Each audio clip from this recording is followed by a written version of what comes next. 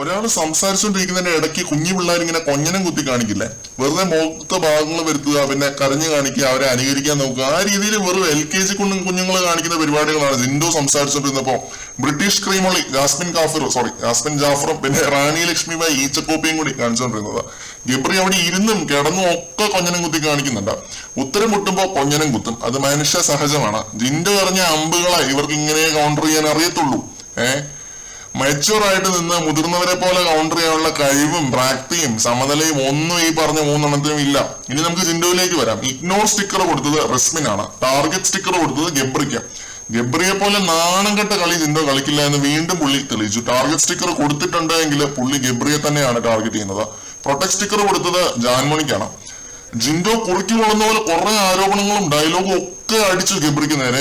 ഗബ്രി ആകെ ഇല്ലാതായി പോയി. ഇവർ ഒരേ നാട്ടുകാരായതുകൊണ്ട് തന്നെ ജിൻഡോയ്ക്ക് പലതും പറഞ്ഞ് ഗബ്രിയെ കുത്താം. കോമ്പറ്റീഷനായിട്ട് ജിമ്മ് തുടങ്ങിയെന്നോ എന്തോ എനിക്കറിയത്തില്ല എന്താ പറഞ്ഞതെന്ന്. നിന്നെ ഞാൻ വളഞ്ഞ വഴിയിലൂടെ അടിക്കില്ല, പോയിന്റ് ബ്ലാങ്കിൽ ഒറ്റ വെടിവെക്കുകയുള്ളൂ എന്നിങ്ങനെ ജിൻഡോ പറഞ്ഞു. ഇത് കേട്ടതോടെ ഗബ്രി ആകെ കിളി പോയ മട്ടായി പോയി. ജാസ്മിനും റസ്മിനും ഉടനെ ഗബ്രി എന്ന് പറഞ്ഞ് അലറാനും തുടങ്ങി. ഗബ്രിയുടെ മറ്റേ ചിയർ ലീഡേഴ്സ് ആണ് രണ്ടുപേരും. ഗബ്രി സിക്സർ അടിച്ചാലും ഡക്കൗട്ട് ആയാലും ഇത് ഓളം തന്നെ അത് കണ്ടാൽ മതിയായിരുന്നു. പിന്നെ ഒരു കാര്യം എടുത്തു പറയണം, ഈ നാണം കെട്ടവനെ ബിഗ് ബോസ് വരെ ഭിത്തിയെ കയറ്റി. ജിൻഡോ ഈ ഒരു സ്റ്റിക്കർ ഇവന്റെ നെഞ്ച തൊട്ടിച്ചു കൊടുക്കാൻ പോയപ്പോ എന്റെ ദേഹത്ത് തൊടണ്ട, പേഴ്സണൽ സ്പേസ് എന്നൊക്കെ പറഞ്ഞ് വെറും ചീപ്പ് പട്ടിഷോ ഇറക്കി ഗബ്രി.